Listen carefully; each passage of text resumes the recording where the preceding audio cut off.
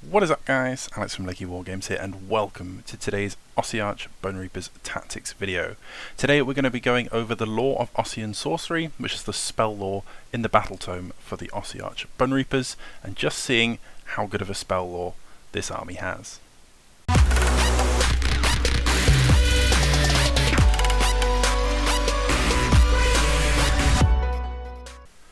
Alrighty, so welcome to today's video where again we are going to be diving into that lore of Ossian Sorcery, which is the spell lore for the Ossiarch Bonereapers, and you can find this and follow along in your battletome on page 78. Now there is currently one change at the time of recording, which was from the July FAQ, and that was to the soul release spell. So I will link in the description down below a link to the current FAQ. I won't put like just the July FAQ where that change was, but I'll put a link to the FAQ just in general, so it'll be the most up-to-date version. So if you're watching this far on into the future, maybe they've changed a few other things, then have a look through the FAQ just to double check. But yes, at the time of recording there's only one change to the soul release spell, so if you're following along in your battletome and that doesn't quite word for word add up, that'll be the reason why. So FAQ in the description below. You'll also find down there all the links to my social medias and the Lakey Wargames Discord, so if you really liked what you've been listening to today, I recommend you join the Discord and join in all the discussions where we talk more OBR tactics and more OBR goodness all the time. So with that little bit of so out of the way, let's jump on in. We have 6 awesome spells to talk about today, and I really like the spell lore for the Ossiarch Bonereapers. There's a lot of utility in here, there's some great offensive power, there's some great defensive buffs that you can put on your units. One of the only things that I find is, as an army on the whole, you just can't cast enough of them. So let's jump on in and break these down. So first up on our list is Empower Netherite Weapons. Empower Netherite Weapons is a spell that has a casting value of 5 and a range of 24 inches. If successfully cast, pick one friendly Ossiarch Bonereapers unit wholly within range and visible to the caster. Until the start of your next hero phase, the Netherite Weapons battle trait, which is found on page 74 of your battletome, triggers on an unmodified hit roll of a 5+ instead of a 6 for that unit. So let's quickly take a look at the Netherite weapons, which is something that we did cover in the battle traits tactics video. If you guys want to watch that, it's all in the OBR tactics playlist that you can find on the channel here. But that basically means any unmodified hit roll for an attack made with a melee weapon by a friendly Ossiarch Bonereapers unit on a 6 scores 2 hits on the target instead of 1, and you have to make a wound roll and a save roll for each of those hits. That has no effect on anything made by mounts unless noted otherwise. So this is a really awesome, offensive, powerful spell to help you bring down and kill your enemies. So rather than getting exploding hits on 6s, you're now getting it on 5s. I absolutely love this spell, and it is one of my go-tos in pretty much every time I get to choose a spell. First of all, Empower Netherite Weapons is just so good because there's so much melee in this army, and the limitations to it aren't just, say, on your units. You can cast this on your bigger characters, so people like Catacross can make really good use of this. He gets exploding hits as well, because the battle trait applies to everything that is a melee weapon in this army, and being a melee predominant army, you can just not get enough of this spell. Things like a Mortis Guard or Necropolis Stalkers will soak this spell up really nicely. They're already amazing potential at killing units. If a Mortis Guard are using like their Crushing Assault to fight twice in a turn, and you put the Empower Netherite Weapons on them, they will get that buff for both of the swings in that phase. Mortec Guard, obviously having a numerous amount of attacks, and with a smaller base you can get a lot of guys in, and you can just pour out so much damage once you start getting double the amount of explosions that you would usually get. Like I said, on someone like a Catacross, once you get into combat and you're using Do Nothing, This One's Mine, or if he's at a low enough wounds bracket, so you're using that 4 attacks for the shield and 4 attacks for his actual weapon, with the the Ren 3 damage 3 and exploding hits on 5s, like you can just do some insane damage. The nice thing about this spell as well is it adds up with everything else that you can buff a unit with. So for example, if you have a Soul Mason who's using Soul Guide to give +1 wound rolls to your Mortec Guard, You've got Catacross in that list, who's used Supreme Lord of the Bonereaper Legion's command ability to give them +1 to hit. That +1 hit, +1 wound. Obviously the hit's not so much because, well, you're fishing for the exploding hits, but you know, getting that +1 wound from the Soul Mason is a really, really good one, because now you're doing double the amount of hits every time you roll a 5, and now you've got +1 to the subsequent wound rolls that you're going to be rolling for. If you use something like a Bludgeon command on the Mortek Guard themselves, then that's all just going to benefit from getting more hits. So Empower Netherite Weapons is a big +++, really strong spell, and I would always recommend taking that. Like I said at the beginning, one of the problems about this spell is because it's so good, you almost want to cast it on every unit that you can, but you can obviously only cast it the once. So you do have to pick and choose where you might need it the most. Sometimes you could put it on a unit, say like a Mortis Guard out on a flank. If you're only fighting against a 10-man screen, it might be a bit overkill. So just try and think ahead where you can get the most out of that Empower Netherite Weapons. It's really great into sort of stronger targets where you just need that extra bit of buff, and being at a 24-inch range as well, even if you're not running Arcan, so you're not getting the +6 inches to your spell ranges, 24 inches is absolutely perfect to have this in the center of your army, and you'll be able to put this spell out safely from all kinds of different angles. Next up on the list is Protection of Nagash. Protection of Nagash is a spell that has a casting value of 6. Is successfully cast at the end of any phase if any wounds or mortal wounds were allocated to the caster in that phase from an attack made with a melee weapon, and the caster was not slain. Remove them from the battlefield and set them up again on the battlefield more than 9 inches from all enemy units. After setting up the caster, this spell is unbound. So this is basically a spell that you would put onto the caster themselves.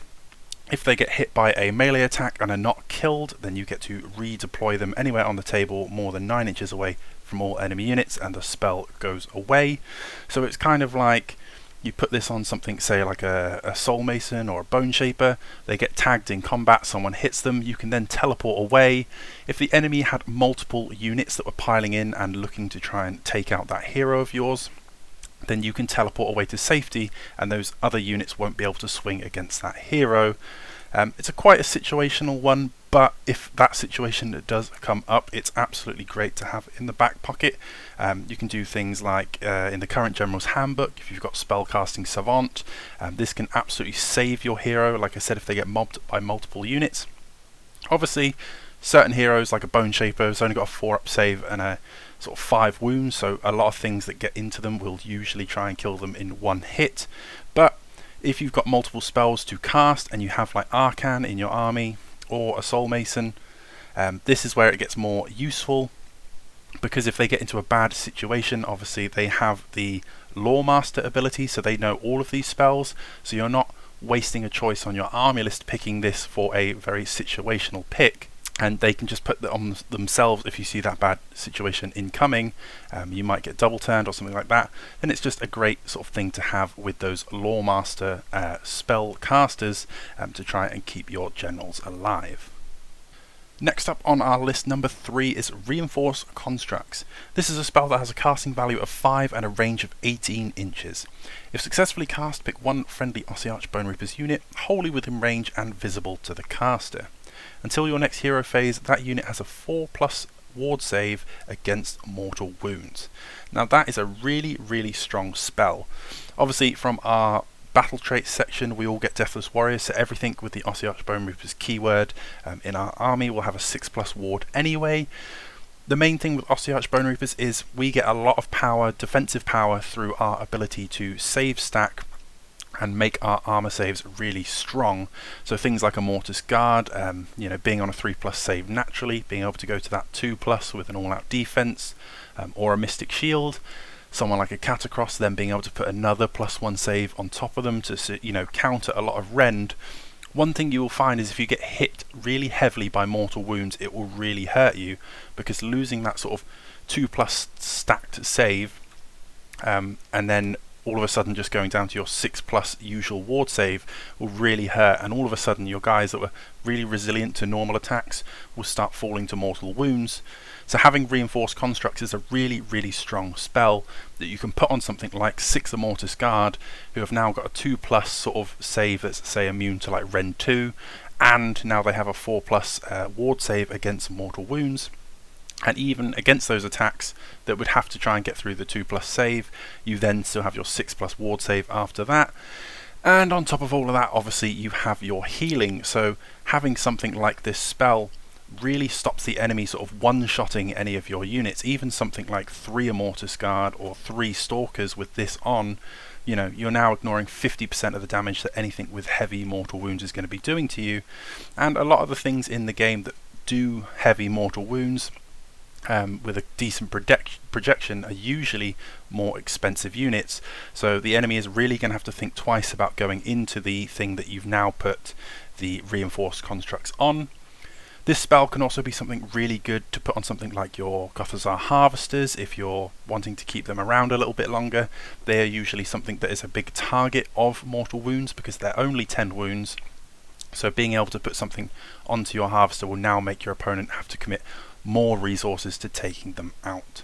So you can really take a smaller unit there and make them super resilient.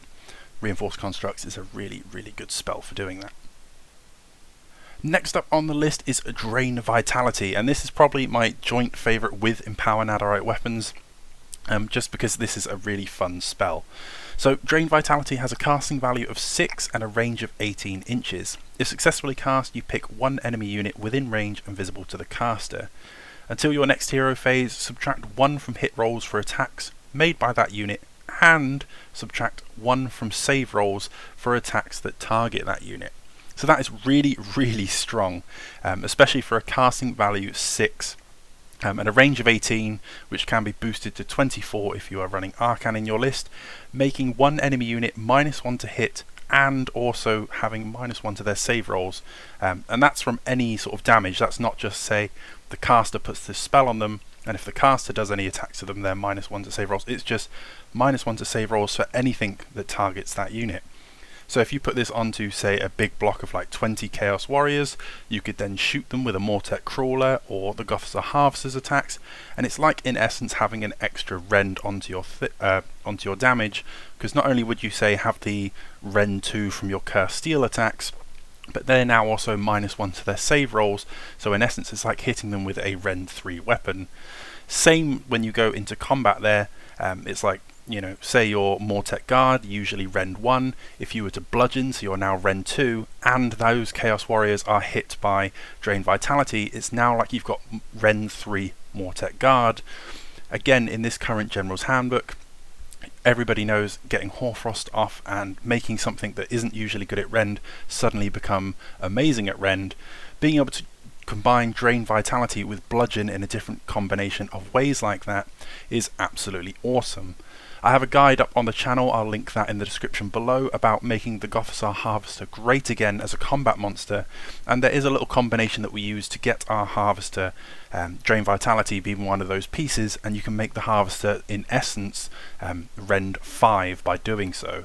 So there's a lot of tricks you can pull out with Drain Vitality, and that's mainly just talking about the subtracting 1 from save, let alone bolting on the making that entire unit -1 to their hit rolls until you know, your next hero phase when that spell wears off, which is a lot bigger than it seems, because, you know, if you're casting Drain Vitality and then the enemy gets the double turn and you've put that, again, saying 20 Chaos Warriors as an example, that massive unit is now going to still be -1 to hit and -1 to save rolls for the entirety of their double turn. So that is a long time to have those debuffs on you, and you'll be forcing your enemy to burn a CP on something like an all-out attack just to stack that +1 attack to get them back to whatever their base thing would be before they can then try and buff themselves. So Drain Vitality is absolutely amazing and stackable with other things, and like I said, if you put Arcan in there and make that a range 24-inch spell, we spoke about how awesome range 24 inches on Netherite weapons,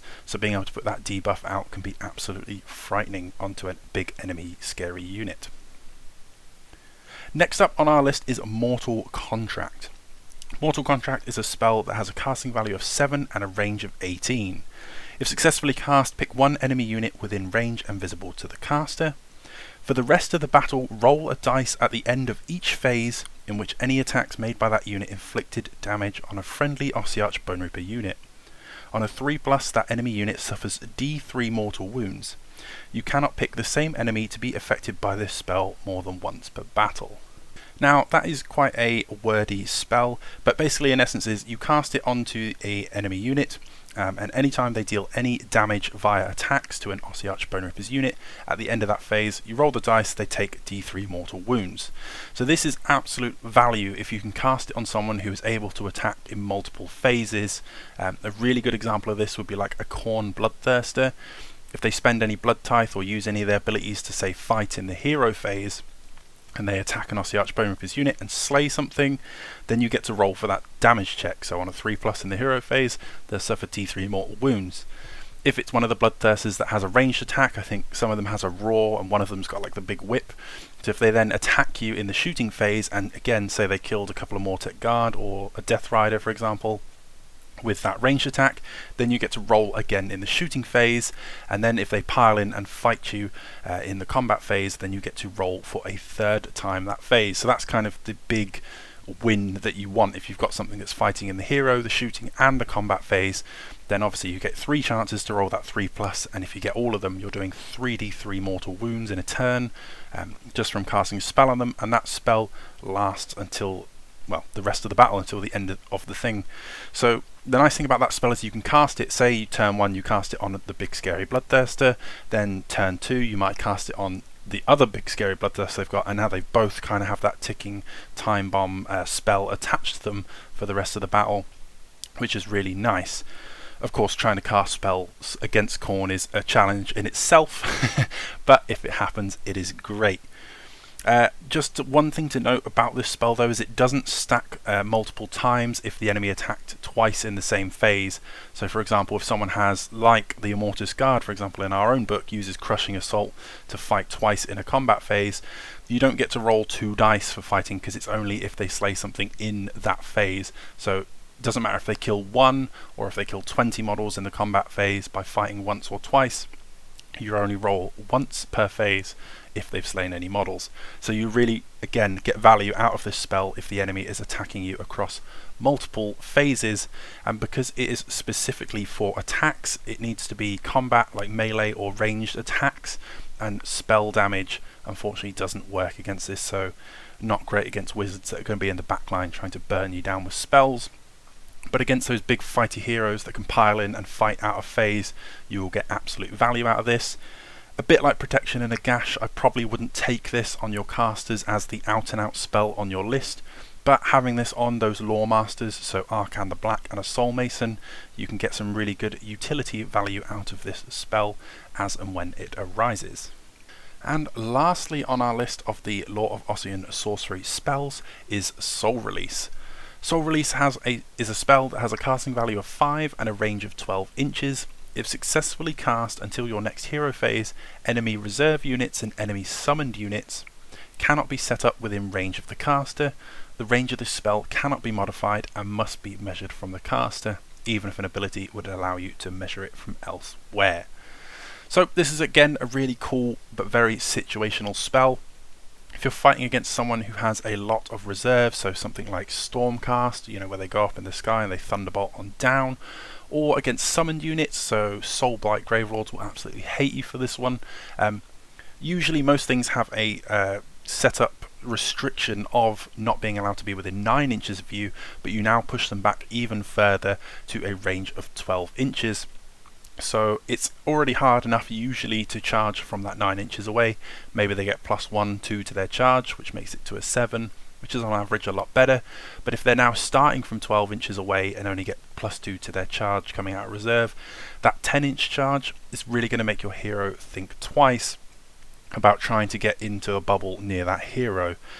Now that is only a 12-inch bubble obviously that comes out from the caster, so you can't have this everywhere at once, but in that right little pocket of your board, protecting your backboard, if you were to cast this next to someone, say you've got a Soul Mason, again because this is one of those sort of situational spells, I wouldn't put this on a Bone Shaper, but if your Soul Mason is stood next to your Bone Shaper, protecting the backlines a little bit, that 12-inch bubble will really stop people then being able to teleport down or summon out that extra summon unit. This is really good against Chaos as well, who, you know, will get things like Zinch where they'd be able to summon some horrors or something like that into your backline, and tying up and killing off your sort of smaller heroes there. Now this is one of the spells that obviously this is why it was in the FAQ, was obviously Arcan doesn't affect this one sadly, so there is no adding 6 inches to the range and making a big sort of 18-inch bubble, because that would be absolutely insane. But yeah, that's what the wording there for is different, that it cannot be modified and must be measured from the caster. So there's no tricks that you can do with it, but it is just that nice big 12-inch bubble of denying your enemy setting up reserve units next to you, so stopping those little deep strikes coming on and sniping out your heroes there. And those are our 6 spells for the lore of Ossian Sorcery. Before we end this video, I just want to go over my top 3. We did this for the command traits and that was quite fun to do. So I'm going to pick out my top 3 spells. Number 1 on my list for me personally, and I'd love to hear your thoughts down below. Let me know in the comments what your top 3 spells are from this battletome. But for me, my first one is Empower Netherite Weapons. The reason that this is top of the list is just because as an offensively powerful spell, like we said when we spoke about it, it's just so good and so applicable to so many units. If you want Catacross to go on a rampage, if he's really trying to fight down that enemy hero, you can buff him up that way. If you've got a massive block of Mortek Guard that really need to cut through the sort of center rank of your opponent, you get so many attacks to put the exploding hits on. If you're a Mortis Guard going into something really strong, you can then absolutely make them go mental with the sort of combining the Crushing Assault and Netherite weapons, now exploding even better, and any other buffs you have on them. You can even put this onto your Gothizzar Harvester, you know, getting those lovely, if you use the combination from the video that I spoke about before, where you can almost have him in essence up to like a Ren 5. Now he's Ren 5, but also doing exploding hits with those sort of damage 2 swings, and it can be so good in so many ways. It has a fantastic range, and the low casting value of 5 means if you were to give this to like a Bone Shaper or someone who doesn't even have casting, it's a really nice spell that's quite reliable to be able to get off even without having to use someone like Arcan to cast it. Number 2 on my list is Drain Vitality, and that's just because purely this is such a strong spell. So not only is it sort of offensively good for you, because making the enemy -1 to their save rolls is just absolutely great. It makes your units kill them a lot faster, but just hitting them with that double debuff. So like I said, it benefits you from when you're attacking, but you know, in the opponent's mind they're also now -1 to save, -1 to hit, so you're going to be forcing them to burn up a lot of CPs on all-out defenses or all-out attacks to try and negate that. Or if they were already using that anyway and they had heroes or abilities nearby that were buffing their hits or their saves, you're getting sort of the double value debuff on them, and even at casting value of 6, again that's quite an easy one to get. One of the things I love about this whole spell lore that I didn't really speak about, but the whole spell lore is relatively low casting value. Ossiarch Bonereapers will suffer a lot from not gaining any benefits to cast outside of Arcan. I really like taking Arcan for that reason, because not only is he a lore master that can dip into the entire spell lore, but being naturally at +2 to cast and a 3 cast wizard, he can just really sling out these spells for fun. But yeah, Drain Vitality, hitting the enemy with a double debuff, which is just stonks on stonks for you. You just can't go wrong with hitting a scary enemy unit with Drain Vitality. And a bit like how Netherite Weapons is a great buff to any of your units, there's never really a wrong target for Drain Vitality, because that is a really strong double debuff to hit someone with. And number 3 on my top 3 for this list is Reinforce Constructs. This is such a great spell for saving your units in those situational fights, battles, and just sort of being able to turn one of your main weaknesses, which is suffering mortal wound damage, into something where you can negate it fairly easily. You know, a 4+ ward save against mortal wounds is absolutely awesome. The only reason that this isn't higher on my list is because A, it's situational, because it's only against mortal wounds. If it just gave you a flat ward save of 4+, this would be straight to the top of the list. It would probably be way too strong for that. I say probably way too strong. It would be too strong, because if you had the Immortus Guard on the 2+ save stacked armor save and a 4+ ward save, that would just be absolutely insane. Trying to cut those guys down would become crazy, but but like I said, it's a little bit lower on my list just because it's situational. It is really strong. The matchups that you will use this spell, and when you need this spell more than most, it will be absolute value for you, and it will be like an MVP spell, but there will be just times where you just don't need it. So that's why it's number 3 on my list. But what do you guys think of the lore of Ossian Sorcery? Which of the OBR spells are your favourites, and what tactics do you like to employ to get the most out of your spells? Let me know in the comments section down below, and don't forget you can join the Lakey Wargames Discord and continue the discussion about all the awesome OBR tactics over there. But until then, thank you very much for watching, guys. Stay safe. Happy wargaming. Psst. Hey you! Did you know that Lakey Wargames now has an official eBay store? You can buy yourself all kinds of pre-painted and new on sprue hobby goodness and support the channel at the same time. There's a link in the description below if you want to check it out. I'd greatly appreciate it, and it's a fantastic way to support the channel. Okay, see you in the next one.